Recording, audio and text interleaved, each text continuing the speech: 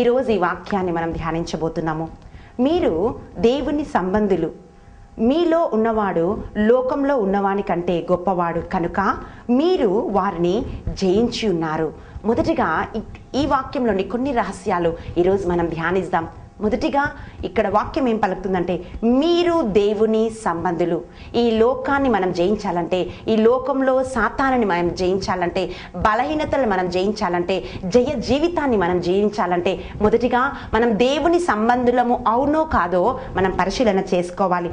మొదటి యోహాను 5వ అధ్యాయము 19వ వచనంలో మనం చూస్తున్నాము, మనము దేవుని సంబంధులమనియు లోకమంతయు దుష్టుని యందున్నదనియు ఎరుగుదుము.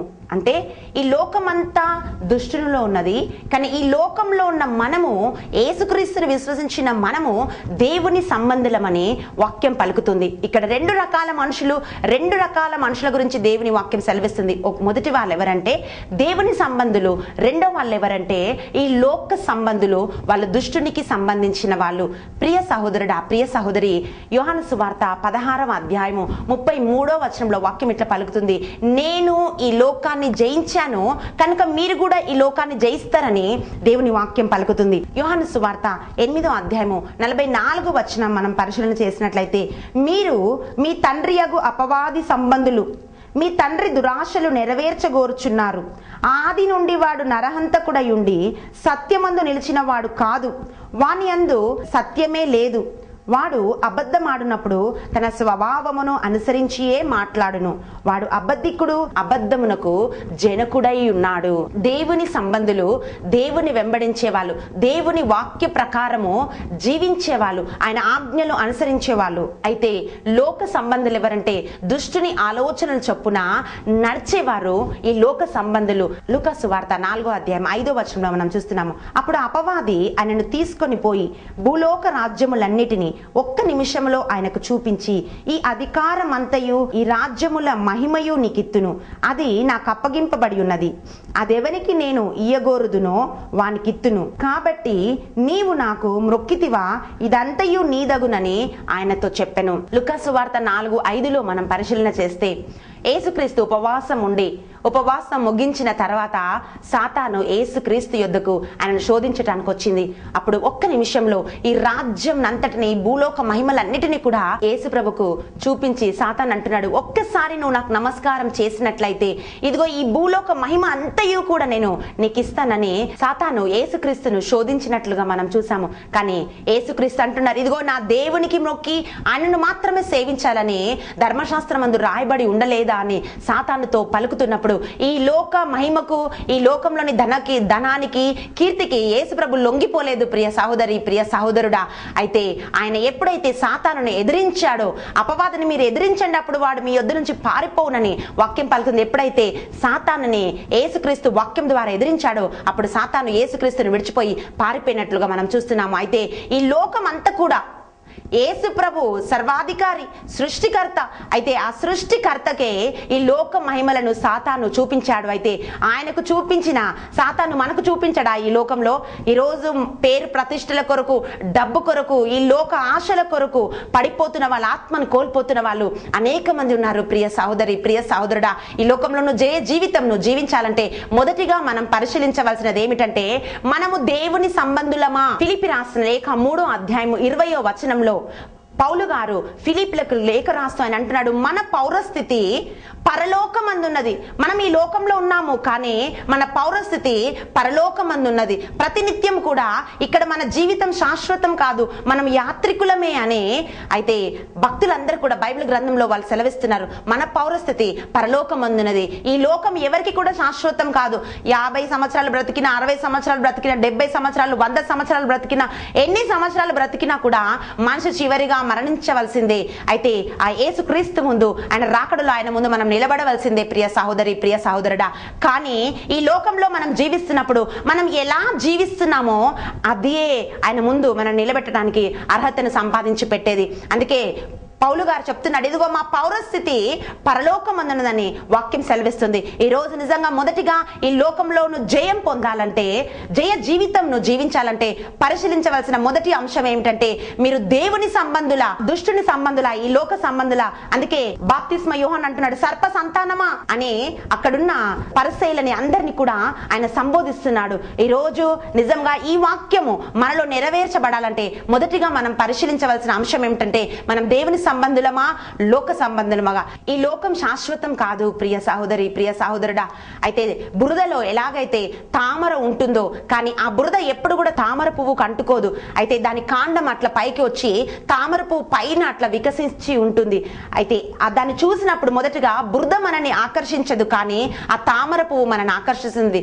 అందుకే మత్తయి సువార్త 5వ అధ్యాయంలో యేసుప్రభు ఇట్లా అంటున్నారు, ఇదిగో మీరు ఈ లోకానికి వెలుగై ఉన్నారు, మీరు ఈ లోకానికి ఉప్పై ఉన్నారని వాక్యం పలుకుతుంది. ఈ పాప లోకంలో అనేకమైన దుష్ట కార్యాలు, ప్రేమ లేక, ఒకరిపైన ఒకరికి అసూయలతో, ద్వేషాలతో ఈ రోజు నివసిస్తున్న జనులందరి మధ్యలో అయితే నీవు నేను ఒక ఉప్పులాగా, ఒక వెలుగులాగా, బురదలో ఎలాగైతే ఒక తామర పువ్వు తన పరిమళాన్ని వెదజల్లుతుందో, ఈ లోకంలో క్రీస్తు సువాసన లాగా మనం జీవించాలి ప్రియ సహోదరి, ప్రియ సహోదరుడా. అయితే యేసు క్రీస్తుని మనం వెంబడించాలి. ఆయన అడుగు జాడలో, ఆయన వాక్య ప్రకారం మనము జీవించినప్పుడు ఇదిగో ఆయన సంబంధులుగా మనం ఈ లోకంలో మనం జీవిస్తాము. రెండోదిగా మనం చూసినట్లయితే, మనం ఈ వాక్యంలో మనం పరిశీలన చేసినట్లయితే, మీలో ఉన్నవాడు ఈ లోకంలో ఉన్నవాని కంటే గొప్పవాడు. మొదటిగా మనం పరిశీలన చేశాం, ఈ లోకంలో ఎవరున్నారు, ఈ లోకం ఎవరి చేతిలో ఉంది, ఈ లోకమంతా కూడా సాతాను హస్తంలో ఉంది. ఈ లోకాన్నంతా సాతాను పరిపాలిస్తా ఉన్నాడు. అయితే ఈ లోకంలో ఉన్నవాని కంటే నీలో ఉన్నవాడు గొప్పవాడని వాక్యం పలుకుతుంది. మొదటి సమూయేలు గ్రంథము 16వ అధ్యాయము 14వ వచనంలో మనం చూసినట్లయితే, సౌలు జీవితాన్ని మనం పరిశీలన చేస్తే, ఎప్పుడైతే దావీదంటే ఈయనకు ద్వేషం కలిగిందో, అసూయ కలిగిందో, వెంటనే ఆయన లోపల ఉన్న పరిశుద్ధాత్మ సౌలును విడిచి వెళ్ళిపోయినట్లుగా మనం చూస్తున్నాం. అప్పుడు ఒక దురాత్మ వచ్చి ఆయన లోపలికి చేరిందంట. ప్రియ సహోదరుడా, ప్రియ సహోదరి, రెండో అంశాన్ని మనం పరిశీలించవలసింది ఏమిటంటే, నీలో ఉన్నవాడు ఎవరు? ఒక సాతాన్ ఆత్మ నీ లోపల పనిచేస్తుందా, దేవుని ఆత్మ నీ లోపల పనిచేస్తుందా? ఇది మనం పరిశీలన చేసుకోవాలి. అభిషిక్తుడు, దేవుని చేత అభిషేకం పొందిన సౌలు ఎప్పుడైతే తన శరీరాన్ని ఇదిగో అసూయ ద్వేషాలకి తన హృదయాన్ని సమర్పించాడో, వెంటనే దురాత్మ ఆయన లోపలికి వచ్చింది. పరిశుద్ధాత్మను విడిచిపెట్టి వెళ్ళిపోయిన వెంటనే దురాత్మ ఆయన లోపలికి వచ్చినట్లుగా మనం చూస్తున్నాము. అయితే వాక్యం ఇట్లా పలుకుతుంది, నీలో ఉన్నవాడు లోకంలో ఉన్నవాని కంటే గొప్పవాడని. ప్రియ సహోదరుడా, ప్రియ సహోదరి, ప్రతినిత్యం మనం ఇది ఎరిగి ఉండాలి, మన లోపల ఎవరున్నారని. అందుకే యోహాను సువార్త 15వ అధ్యాయం 4వ వచనంలో మనం చూస్తున్నాము, మీరు నా యందు నిలిచి ఉండుడి, మీ అందు నేనును నిలిచి ఉందును. తీగ ద్రాక్షవల్లిలో నిలిచి ఉంటేనే గాని తనంతట తాను ఎలాగూ ఫలింపదో, అలాగే నా యందు నిలిచి ఉంటేనే గాని మీరు ఫలింపరు.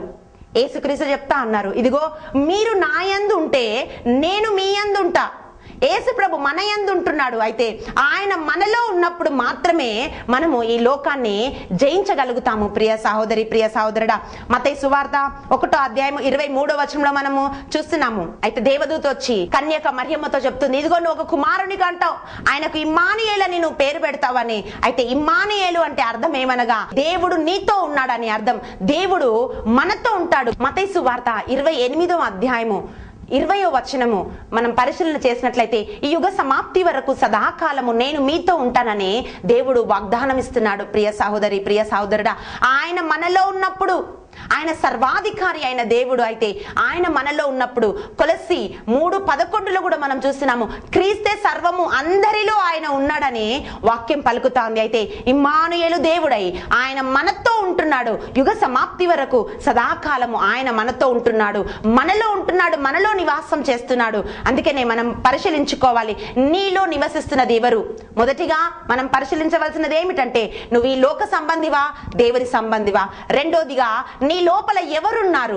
యేసుక్రీస్తు ఆత్మ, పరిశుద్ధాత్మ నీ లోపల పనిచేస్తుందా, లేకపోతే దుష్టాత్మ, ఈ లోకానికి చెందిన ఆలోచనలు, ఈ లోకపు చెందిన వ్యామోహాల ద్వారా నువ్వు నడిపించబడుతున్నావా? ఇవి రెండు కూడా నువ్వు పరిశీలన చేసుకోవాలి ప్రియ సహోదరుడా, ప్రియ సహోదరి. 2 తిమోతి 4వ అధ్యాయం 7వ వచనంలో మనం చూస్తున్నాము, నేను మంచి పోరాటం పోరాడానని పునీత పౌలు గారు తిమోతికి లేఖ రాస్తూ చెప్తా అన్నారు. నేను మంచి పోరాటం పోరాడాను. ఈ లోకంలో ప్రతి ఒక్కరి జీవితంలో పోరాటం ఉన్నది. అయితే అందరికీ కూడా జయం కావాలి.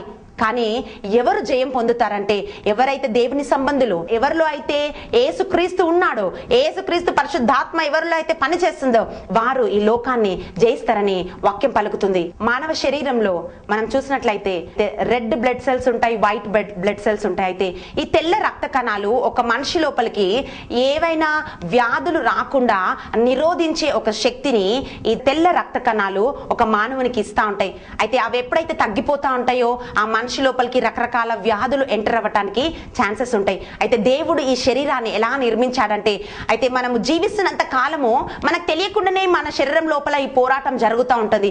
ఆలోచనలో మనుషులు పోరాటం చేస్తా ఉన్నారు, పాపంతో మనుషులు పోరాటం చేస్తున్నారు, బలహీనతతో మనుషులు పోరాటం చేస్తున్నారు. ప్రతి ఒక్కరి జీవితంలో పుట్టిన బిడ్డ నుంచి మరణించే వరకు ప్రతి ఒక్కరి జీవితంలో పోరాటాలు ఉన్నాయి ప్రియ సహోదరి, ప్రియ సహోదరుడు. అయితే ఒకవేళ నువ్వు విశ్వాసిగా ఈ లోకంలో ఉన్నావేమో, ఎఫెసీ రాసిన లేఖలో మనం చూస్తా ఉన్నాము, ఇదిగో మనం పోరాడుతున్నది శరీరధారులతో కాదు, యుగ సంబంధమైన అంధకార శక్తులతో మనం పోరాడుతున్నామని వాక్యం పలుకుతుంది. ప్రతి ఒక్కరి జీవితంలో వాళ్ళు దేవుని విశ్వసించిన వాళ్ళు కావచ్చు, దేవుని విశ్వసించని వాళ్ళు కావచ్చు, ఎవరైనా కావచ్చు ఈ లోకంలో, కానీ ప్రతి ఒక్కరి జీవితంలో పోరాటాలు ఉన్నాయి ప్రియ సహోదరి, ప్రియ సహోదరుడా. కొంతమంది అనారోగ్యంతో పోరాటం చేస్తా ఉన్నారు, కొంతమంది అప్పు సమస్యలతో పోరాటం చేస్తున్నారు, కొంతమంది బలహీనతతో పోరాటం చేస్తా ఉన్నారు, కొంతమంది పరిశుద్ధ జీవితం జీవించడానికి, ఇదిగో దేవుడితో పోరాటం చేయటానికి, ఇదిగో తమ జీవితాలను దేవునికి సమర్పించి ఈ లోకంతో పోరాటం చేస్తున్న వాళ్ళు ఉన్నారు. అయితే నీ పోరాటం ఏది అయినప్పటికీ కూడా, ఒకవేళ మొదటిగా నువ్వు దేవుని సంబంధివి అయితే, నీ లోపల యేసుక్రీస్తు ఉన్నట్లయితే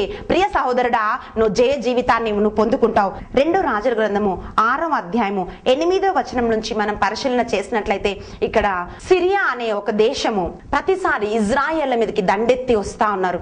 అయితే ఈ ఇజ్రాయేల్ దేశానికి సిరియా దేశానికి మధ్యలో శత్రుత్వం ఉంది. అయితే ఎప్పుడైతే వీళ్ళు దండెత్తి ఇజ్రాయేలు ప్రజల మీదకి రావాలని ఆలోచన చేస్తున్నారు, ఇజ్రాయేలు ప్రజలలో ఒక ప్రవక్త ఉన్నాడు, ఆయన పేరే ఎలీషా.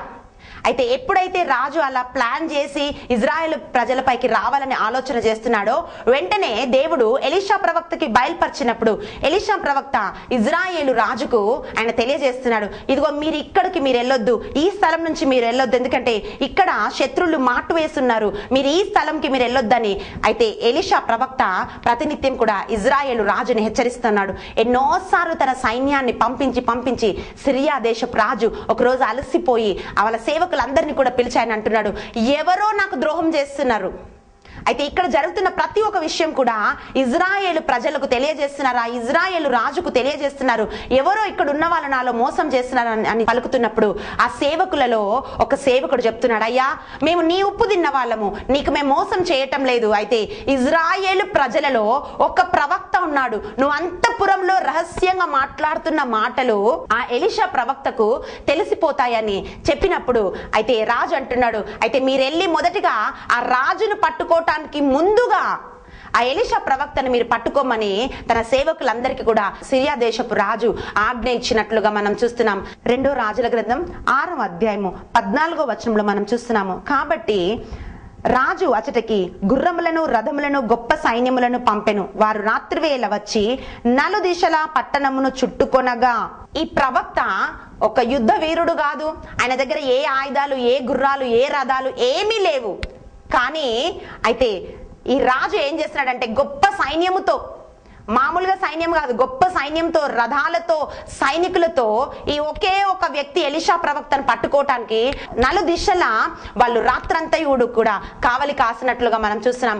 ఉదయకాలము ఎలీషా సేవకుడు బయటికి వచ్చి చూసినప్పుడు ఆ గుడారం చుట్టూ కూడా సైన్యాలను వాళ్ళు చూస్తున్నాడు. ఆయన భయపడిపోయి ఎలీషా ప్రవక్తతో ఇలా పలుకుతున్నాడు, అతడు భయపడవద్దు, మన పక్షం ఉన్న వారు వారికంటే అధికులై ఉన్నారని చెప్పి, యెహోవా వీడు చూచినట్లు చేసి వీడి కనులు తెరువమని ఎలీషా ప్రార్థన చేయగా, యెహోవా ఆ పనివాని కండ్లను తెరవచేసెను కనుక ఎలీషా చుట్టూను పర్వతము అగ్ని గుర్రముల చేత రథముల చేత నిండి ఉండుట చూచెను. ఈ సేవకుడు భయపడి ఎలీషా ప్రవక్తతో అంటున్నాడు, అయ్యా ఇదిగో వీళ్ళందరూ నలుదిశలో వచ్చి చుట్టుముట్టేశారు, ఇక మనం చనిపోవటం ఖాయమని ఎలీషా ప్రవక్తతో చెప్తున్నప్పుడు ఎలీషా ప్రవక్త అంటున్నాడు, భయపడవద్దు, మన పక్షం ఉన్నవారు వారికంటే అధికులై ఉన్నారని ఎలీషా ప్రవక్త ఆ సేవకుడితో చెప్తున్నట్లు మనం చూస్తున్నాము. ప్రియ సహోదరుడా, ప్రియ సహోదరి, ఈ రోజు నువ్వు దేవుణ్ణి వెంబడిస్తున్నట్లయితే, దేవునికి సంబంధించిన ఒక వ్యక్తిగా నువ్వు ఈ లోకంలో నువ్వు జీవిస్తున్నట్లయితే కావచ్చు ఎలీషాను చుట్టుముట్టినట్లుగా నలు దిశల నుండి శ్రమలు నిన్ను చుట్టుముట్టి ఉండవచ్చు. ఒకవైపు అనారోగ్య సమస్య, ఒకవైపు ఆరోగ్య సమస్య, ఒకవైపు ఆత్మీయతలో నేను ఎదగలేకపోతున్నానే పోరాటం, ఇంకోవైపు పిల్లలతో పోరాటం కావచ్చు, లేకపోతే ఇరుగు పొరుగుతో రక్త సంబంధికులతో నీకు పోరాటం కావచ్చు. ఎన్ని రకాలుగా కూడా పోరాటం నిన్ను చుట్టుముట్టి ఉన్నా కూడా ఒకవేళ నీ లోపల యేసు క్రీస్తు ఉన్నట్లయితే, నీ లోపల పరిశుద్ధాత్మ ఉన్నట్లయితే ఆ ఎలీషా ప్రవక్త పలికినట్లుగా నీవు కూడా పలుకుతావు. ప్రియ బిడ్డ, ఎలీషా ప్రవక్త సేవకుతో అంటున్నాడు ఏమనంటే, అయ్యా నువ్వు భయపడొద్దు, వారికంటే మన పక్షంలో ఉన్నవాడు అధికుడు అని పలికి ఆయన ఒక ప్రార్థన చేస్తున్నాడు ఆ సేవకుని కొరకు. ఆ ప్రార్థన ఏమిటంటే, అయ్యా వీడి కనులు తెరవమని ప్రార్థన చేసినప్పుడు వాడి మనో నేత్రాలు తెరవబడ్డాయి. అప్పుడు ఆ ఎలీషా చుట్టూ, ఆ సేవకుని చుట్టూ, ఆ గుడారం చుట్టూ కూడా అగ్ని రథాలు, దేవదూతల సమూహాన్ని, ఆ సైన్యాన్ని సేవకుడు చూసినట్లుగా మనం చూస్తున్నాం. ఈ రోజు అదే ప్రార్థన మనం కూడా చేయాలి. ఆ ప్రార్థన ఏమిటంటే, ప్రభువా నా మనో నేత్రాలను తెరవమని అడగాలి. ప్రియ సహోదరి, ప్రియ సహోదరుడా, ఎందుకంటే మన జీవితంలో దేవుని మనం విశ్వసించినప్పుడు, ఇదిగో మన జీవితంలో పోరాటం వస్తున్నప్పుడు కావచ్చు నువ్వు ఒక్కదానివే, కావచ్చు నువ్వు ఒక్కనివే, నీ కుటుంబంలో విశ్వాసివై ఉండవచ్చు, అనేకమైన పోరాటాలు నువ్వు పోరాడుతుండవచ్చు. అయ్యో నా జీవితంలో విజయం ఉన్నదా, ఇదిగో నేను ఎలా ఈ సమస్యల నుంచి నేను బయటికి రావాలని నువ్వు అనుకుంటుండవచ్చు. ప్రియ సహోదరి, ప్రియ సహోదరుడా, అయితే శ్రమలు మన జీవితంలో వచ్చినప్పుడు, ఒక్క తర్వాత ఒక సమస్యలు మన జీవితంలో వచ్చినప్పుడు అలసిపోయి మనం సమస్యల వైపు చూస్తాం, కానీ సమస్యల కంటే అధికుడైన దేవుడు మన పక్షంలో ఎట్లా పోరాడుతున్నాడో మనం చూడలేకపోతాం. అయితే ఎలియా కంటే రెండంతల అభిషేకం కలిగిన వ్యక్తి, ఎన్నో అద్భుతాలు చేస్తున్న వ్యక్తి, అయితే అటువంటి అద్భుతాలు చేస్తున్న వ్యక్తి దగ్గర పనిచేస్తున్న ఈ సేవకుడు తన పక్షంలో దేవుడు పోరాడతాడనే సంగతిని మర్చిపోయాడు.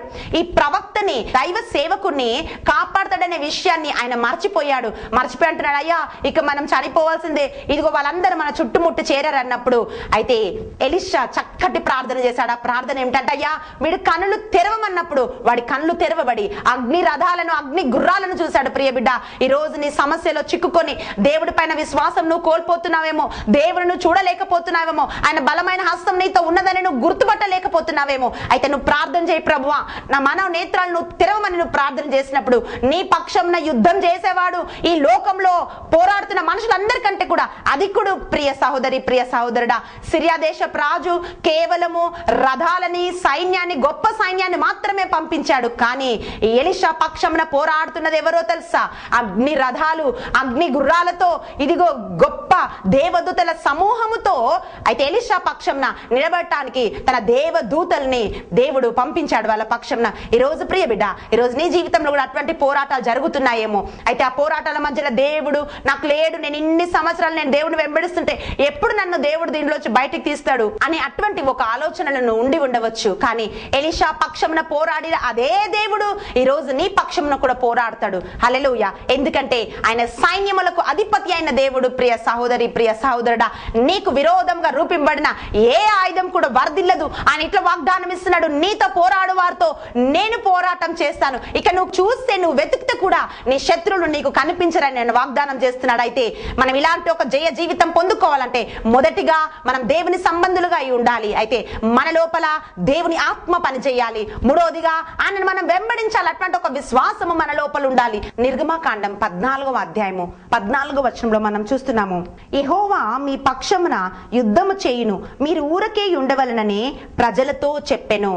ఇజ్రాయేల్ ప్రజలందరూ కూడా ఐగుప్తును విడిచిపెట్టి వాళ్ళు వస్తా ఉన్నారు. వచ్చిన తర్వాత మళ్ళీ ఫరో హృదయము కఠినమై తన గొప్ప సైన్యాన్ని, రథాలను ఇచ్చి ఈ ఇజ్రాయేల్ ప్రజల్ని వెంటాడుతున్నప్పుడు, ఎర్ర సముద్రము దగ్గరికి వచ్చినప్పుడు ఈ ఫరో సైన్యము ఇజ్రాయేల్ ప్రజల్ని కలుసుకుంటుంది. అయితే ఇజ్రాయేల్ ప్రజలు ఐగుప్తు సైన్యాన్ని చూసినప్పుడు వాళ్ళు భయపడుతున్నారు. అయ్యో వెనుక చూస్తే ఫరో సైన్యం వాళ్ళని తరుముతుంది, ముందు చూస్తే ఎర్ర సముద్రం ఉంది, మేమేం చేయాలని వాళ్ళ ఆందోళనతో, భయంతో ఉంటున్నప్పుడు అన్ని దిక్కుల ఇంకో వైపు సముద్రం ఉంది, ఒకవైపు శత్రులు ఉన్నారు, ఇంకో వైపు మార్గం లేదు, 4 దిశలు కూడా వాళ్ళు పట్టబడి ఉన్నప్పుడు, వాళ్ళ ఆందోళన స్థితిలో వాళ్ళు ఉన్నప్పుడు అప్పుడు మోషే అంటున్నాడు, మీరు ఊరకే ఉండుడి, మీరు భయపడకండి, ఈ యుద్ధం మీది కాదు, యుద్ధము యెహోవాదే అని మోషే ఇజ్రాయేలు ప్రజలతో పలికినట్లు మనం చూస్తున్నాం. ప్రియ సహోదరుడా, ఇజ్రాయేలు ప్రజలు ఏ యుద్ధం చేయలేదు, ఏ ఖడ్గాలను చేతబట్టలేదు, కానీ దేవుడు ఆ ఎర్ర సముద్రాన్ని చీల్చి ఆరిన నేలలో ఇజ్రాయేలు ప్రజలను నడిపించాడు. వాళ్ళు ఏ యుద్ధం చేయకుండానే ఫరో సైన్యాన్ని ఆ నీటిలో ముంచి వేశాడు. ప్రియ సహోదరుడా, నీవేం చేయవలసిన అవసరం లేదు. ఎలీషా ఏమి చేయలేదు, సిరియా సైన్యాన్ని ఎలీషా ఏమి చేయలేదు, కానీ దేవుడు వారి పక్షంన యుద్ధం చేశాడు.